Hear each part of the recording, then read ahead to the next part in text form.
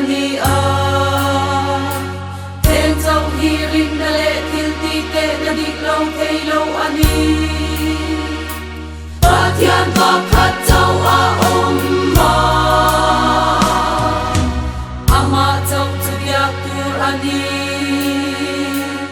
Ama chu tharau ma ni au ma mun tin a Tharau dang zong zong le thil dang reng reng la ka sang si ani Hmeichhia te fin na te thil ti thei na te thiang him na te dik na te trat na te tap na te le mangai na te top chin nei lo cha tuan ni dang lam ngai lo ani Mariana chuan minung pathum pale fa pale tharau kyang him an oma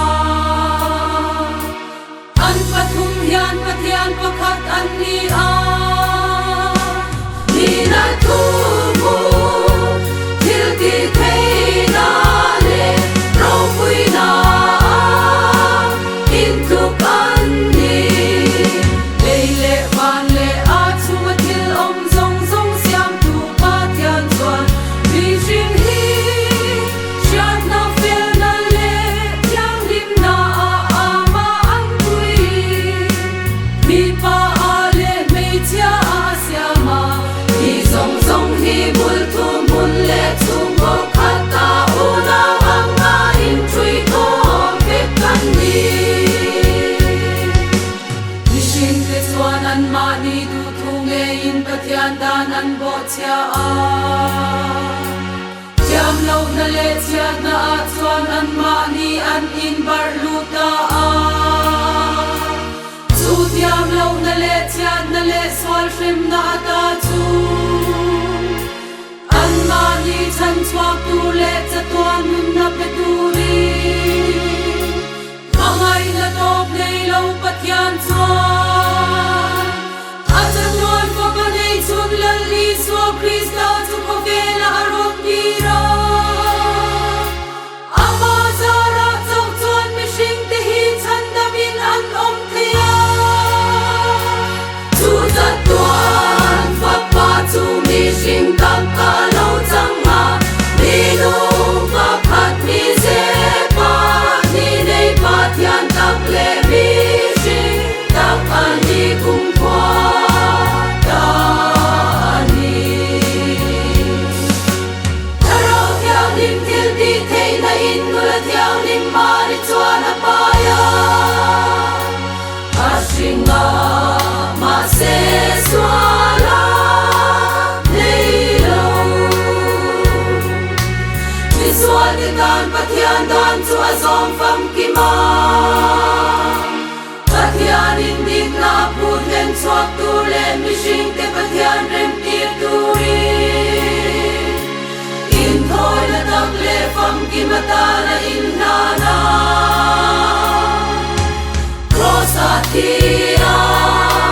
Kumi na oma Ti thum ni a mit ki zinga ta a thau le a Pathian ding lama a han chowa Chuta chuan a mi te dan a dil sak renga Chuta tang chuan mi thi te ngai thau tur le ko vel ro rel turi Alo kal le a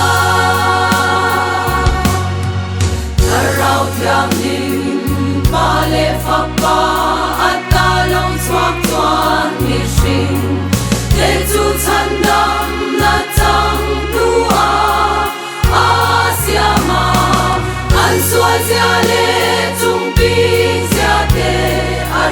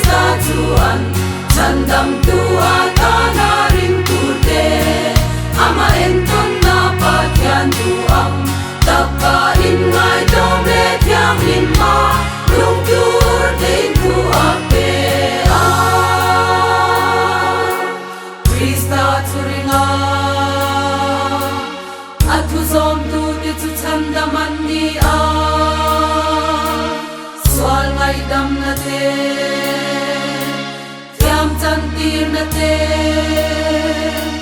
pathian fani na te